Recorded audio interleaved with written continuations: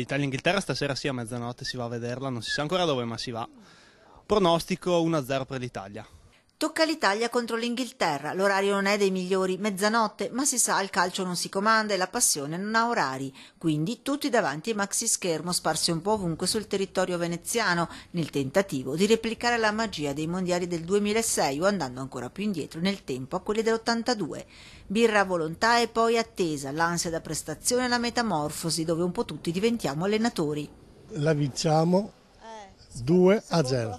Febbre da mondiali e anche da gioco perché un'Italia-Inghilterra val bene una giocata. Io sinceramente sono andato a farmi una giocata, vittoria secca per l'Italia, l'ho messa al 100%. Una febbre che una volta ogni 4 anni contagia anche chi di calcio non sa nulla o non lo ama, ma ai mondiali è l'Italia, è il paese che gioca. Siamo sui campionati del mondo, quindi non sono tifosa, però campionati del mondo ci tengo di vedere quel che posso. Ecco. Spererei tanto, però non ci credo. Tutti davanti agli schermi, maxi o mini che siano, pronti a tifare e a pronosticare. Vinciamo. Ma la guardi la partita? Sì, penso di sì, certo. A casa o in qualche maxi schermo? Non lo so, penso che andrò al parco. La guarderò senz'altro e Forza Azzurri. Dove la guardi? A casa? A casa con amici. Cosa speri?